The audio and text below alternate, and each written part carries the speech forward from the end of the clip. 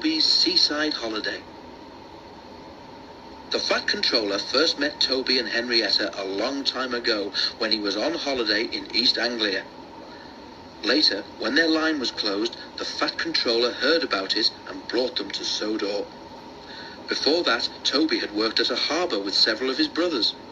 The harbour had been busy and the engines were kept bustling about, but Toby never really had a chance to exercise his pistons properly until he had his own line to run on. One day, Toby was resting alone in the shed at Farquhar.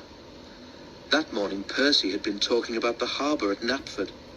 Toby remembered the old days when he had worked at a harbour too.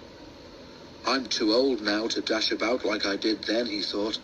Backwards and forwards all day long, between the harbour and the big station, with never any chance of a holiday. But I did go to the seaside once, he remembered. For a while, anyway.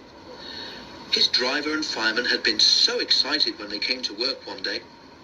"We've been promised a trip to the seaside," they said.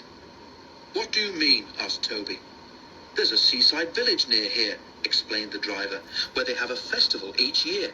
Lots of people come to it, and one of the organisers thinks it would be a good idea to have a display of engines at the station as an extra attraction. And you, Toby, are to be one of them."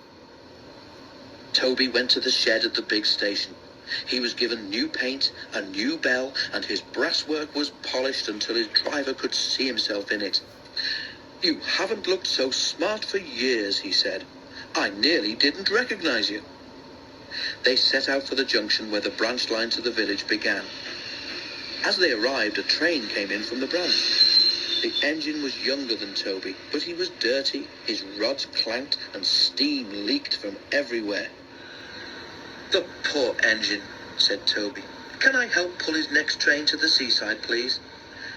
The station master agreed, so Toby was coupled in front.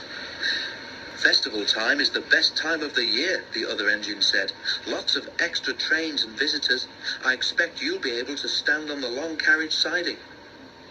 They soon reached the seaside station, where the station master came out to meet them.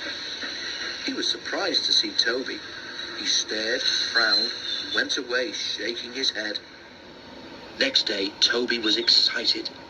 He woke early and saw the sea sparkling in the distance. White birds wheeled and swooped overhead, making loud, mewing noises. "I wonder what they are," thought Toby. "I must ask my driver when he comes." But his crew arrived looking glum. "It's all off, Toby," his driver said. "They say there's nowhere for you to stand." "But what's wrong with where I am?" wailed Toby. "I'm not in anybody's way here." "It's just an excuse, I reckon," said Toby's driver, lowering his voice. "The real trouble is you're too smart, Toby. They're afraid you'll show their branch line up." Just then, a door banged. Toby jumped. "Wake up, Toby," smiled his driver. "Time to get back to work."